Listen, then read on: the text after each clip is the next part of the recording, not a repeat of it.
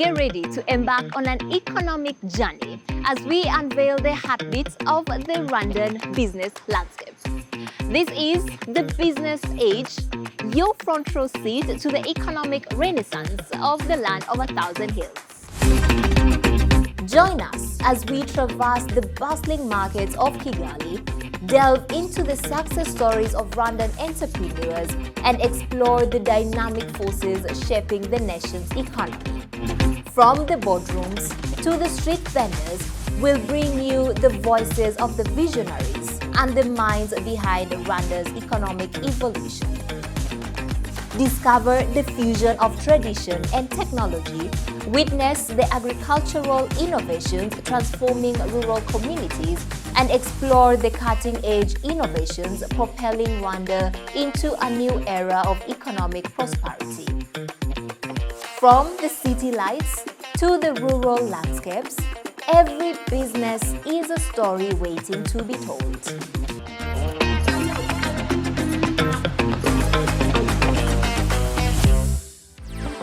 Today, we have a special feature on the launch of the Inyange milk powder plant, a significant milestone in the dairy industry that promises to revolutionize our local markets and beyond.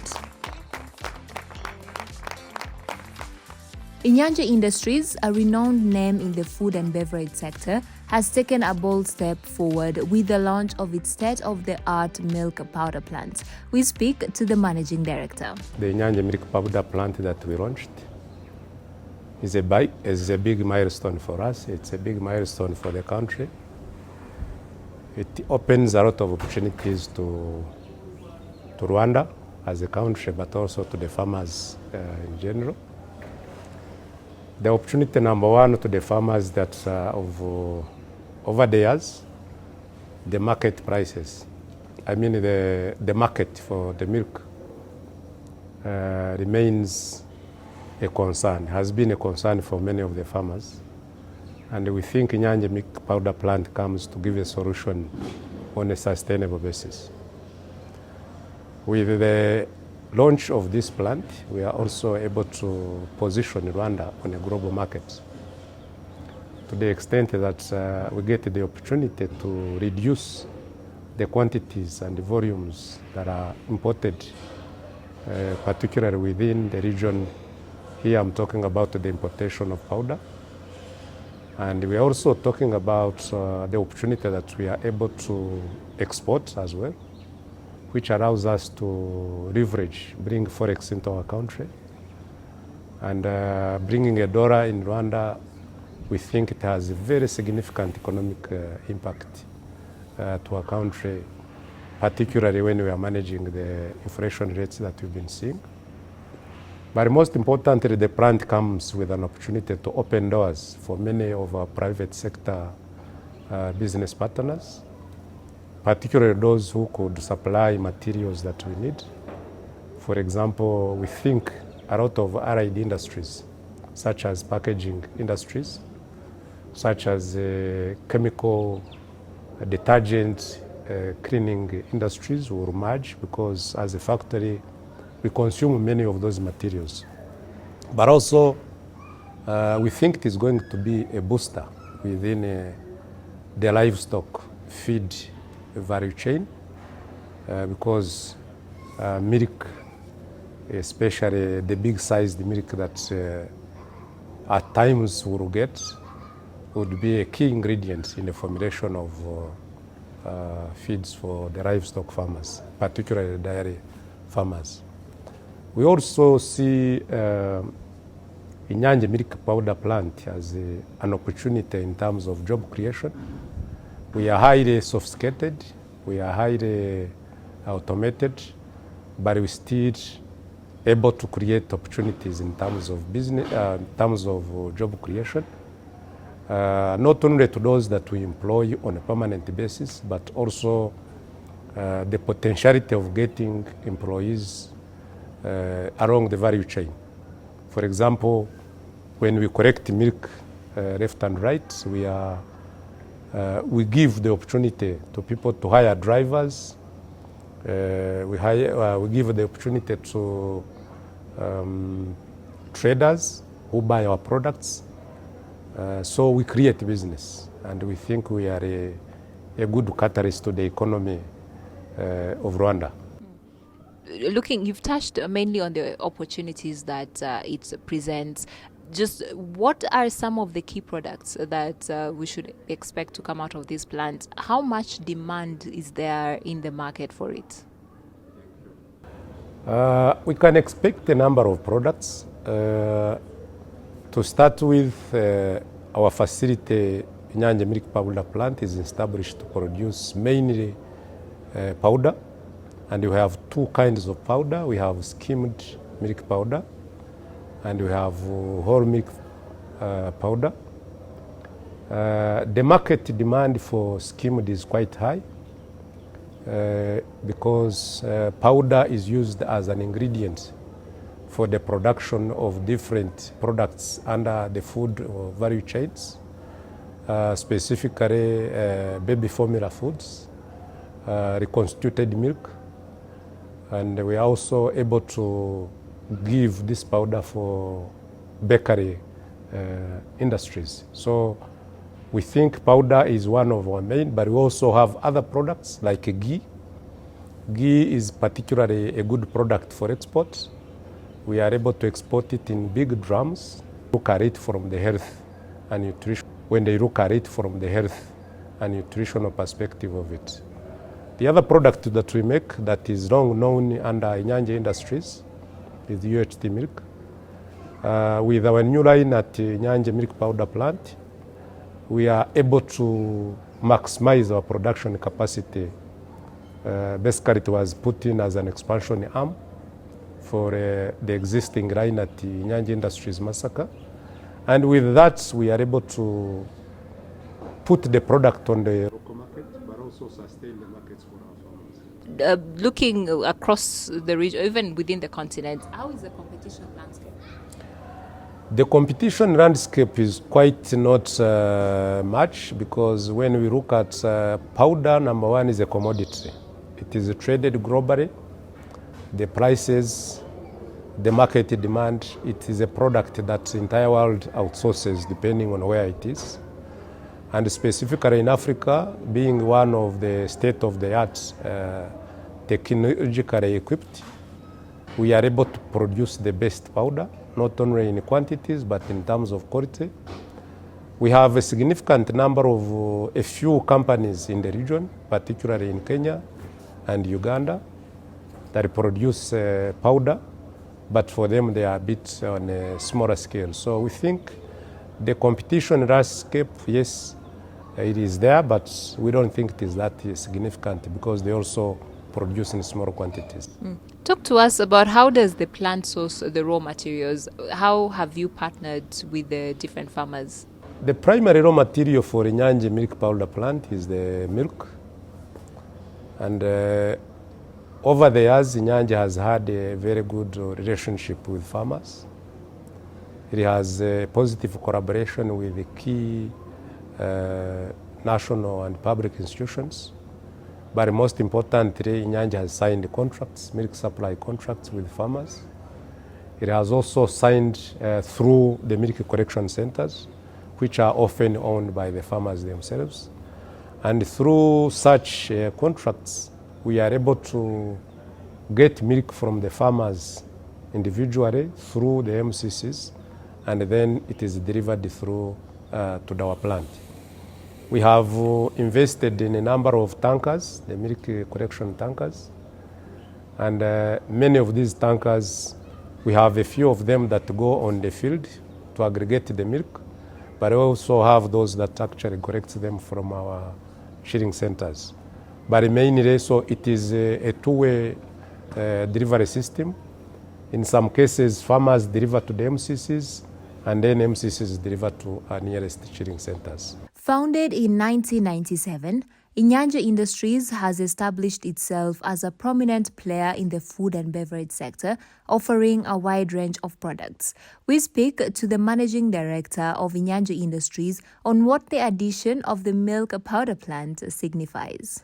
As you have seen, the milk powder plants, we invest almost 54.1 million USD.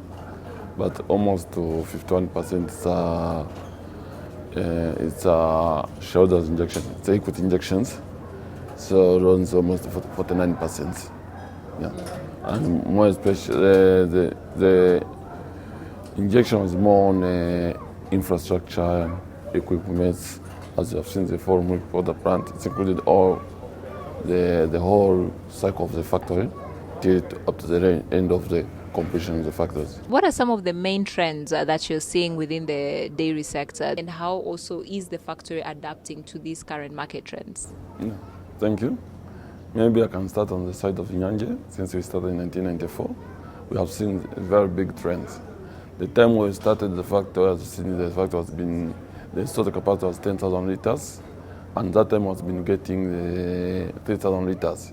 So within 5 years, it was already having a milk which more than the capacity, the installed capacity. So we decided to go in 2009. We come up with actually 2010. We come up with a new factory, and that factory there was almost water, juices, and the milk was the same in terms of consumption. So within another 10 years, actually from the 5 years, because of this initiative from the government of putting the infrastructure, 1 cow per farmer, so the milk volume was increasing to the point where the contribution of the milk in our current factory, Inyange, was almost to 64%, juice 19 and the water 19. And yet at the time when we started in 2010, it was almost the same, 37, and the milk was almost 32. So the growth was big because of the government initiative, 1 cow per family, building the infrastructure. Farmers have opportunities in terms of market. That's why we come up with this new factory, because we have seen the growth in terms of production from the farmers, in terms of the market demand. Because whatever was been saving was being sold. Even the demand has been growing. That's why 2020 come out with a new strategy. So let us go in deep, invest in milk, because the market is there, whether it's UHT milk, whether it's a powder milk. And again, when looking the country, more especially in African countries, East African countries, we have been looking at the growth. Because when looking at the milk powder plant, it's a commodity. So we see the growth in terms of value. We see the country which are starting having the factory producing the reconstruction milk, producing yogurt, producing bakeries products, producing ice creams. So that's why even Inyange decided to say, let's go to the powder milk and produce the industrial milk powder for the purpose of saving, entering on that market of the other factory and use as raw materials. In Rwanda, you can take an example of African processed foods. They are using a lot of milk powder plants they're importing it from outside for making the Nutrimama. Others are making instant milk like nursery, the needle which you have seen. So we think that if we make it as a raw materials, there's an opportunity. That's why strategically we decided to go to milk powder plants. Okay, indeed, as you have put it, the market trends have changed over the years. The demand is there and it's also growing. How much impact has it had on the local economy? The impact is very big. As I've said, if we manage to go up to the 850,000 liters of milk, currently it's equivalent to 10.2 billion paid to farmers per month. So looking at the 10.2 billion paid to the farmers is a very big impact in terms of our farmer.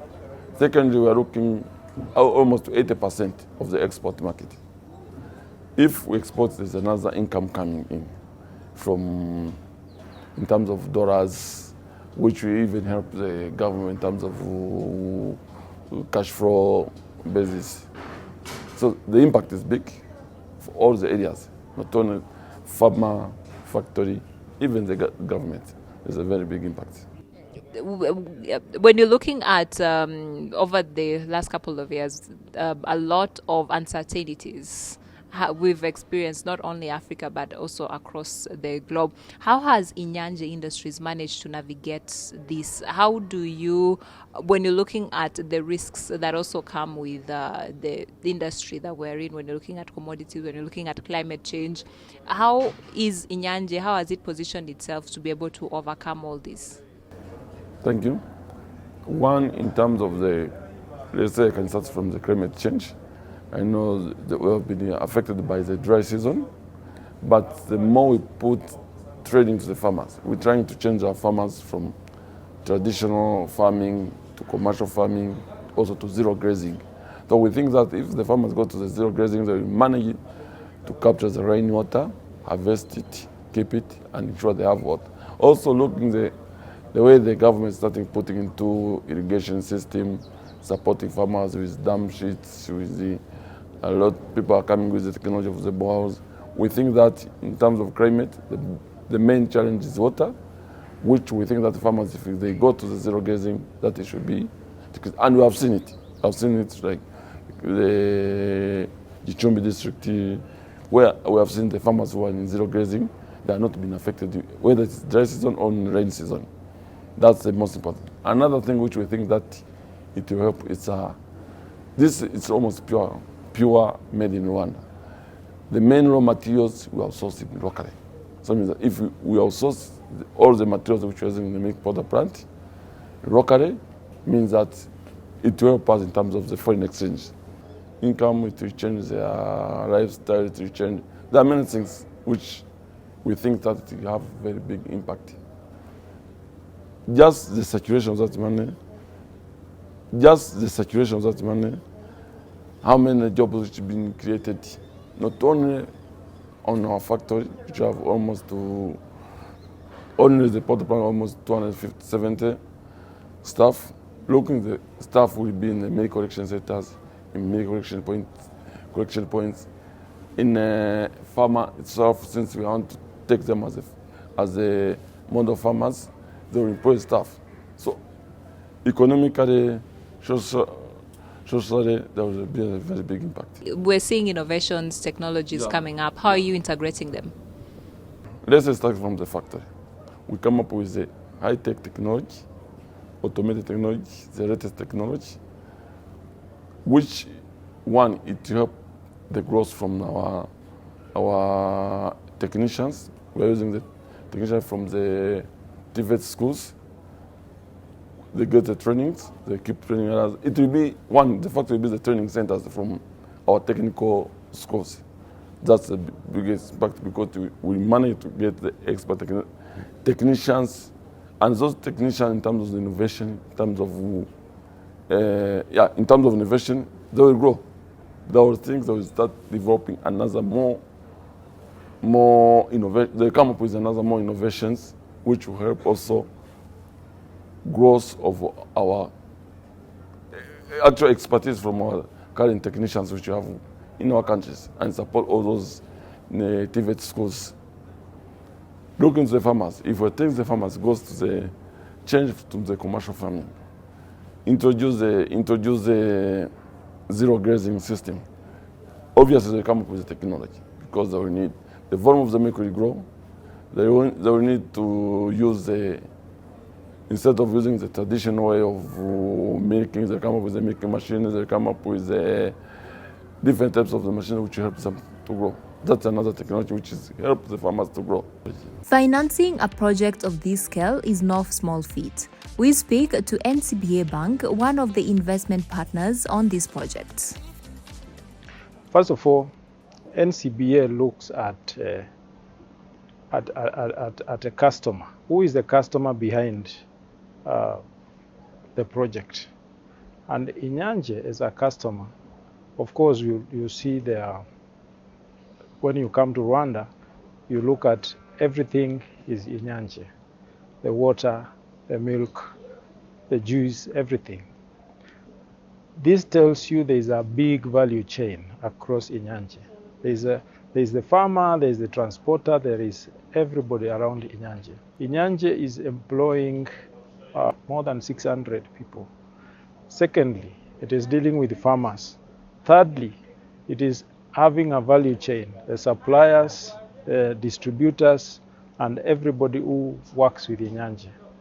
Now, this means we are looking at a broader customer rather than just one customer.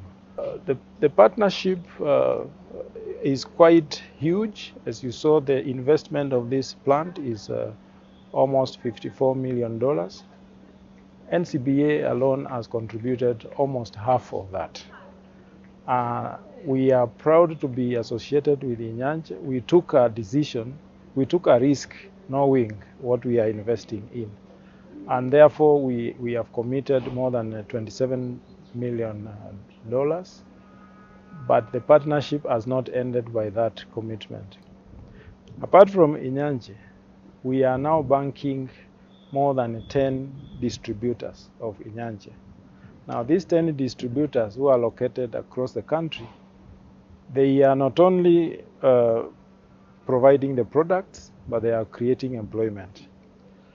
Secondly, you have seen how the farmers are benefiting from this project. Previously, Rwanda was mainly importer of milk, but we are proud to be associated with Inyange because this plant is going to be producing milk for export. The export to both regional, even as far as Europe. The vision is quite interesting. We look forward to partnering with them. Actually, the capacity of 650,000 liters for the factory gives us a lot of hope that what we are seeing today is just going to develop into a very, very big business opportunity. Looking back, would you say there are any lessons that the bank has learned, or how has the journey been so far? Yes, the lessons learned, first of all, is number one, if there is prudence in management and financial management, we can pull it together. So long as you are given funds and you account for them properly and you distribute to the right resources, that is one lesson. And the bankers are very happy to look at that, how the funds have been applied. That is one big lesson we have learned from our partner Inyange. We have been progressing together on the journey of this factory. The moment they set it up, we were always looking at how they have invested, what they are doing with the funds, and we are happy to note that the funds have been properly utilized. The second lesson is actually a plant like this one is not only benefiting the company itself, but the society at large. The bank is committed to finance projects that promote sustainable development and economic growth. However, this may come with certain risks. Agribusiness, the biggest risk is climate, the weather, of course. Remember, the raw materials for this factory is milk, and it heavily relies on the weather. So if there is drought, then we are looking at how then can the farmers be funded to create sustainable agriculture, maybe through irrigation, maybe through provision of water. Secondly, the other big risk which we see is just the financing now from the farmer side. Do the farmers have the capacity to supply? The factory has got a lot of capacity, but which is still not met. So it is to empower the farmers so that they can generate more milk. The launch of the Inyange milk powder plant is a testament to the power of innovation, collaboration, and vision. It marks a new chapter in the dairy industry, promising growth and sustainability for years to come. You are with me, Naringwa Firamothoni.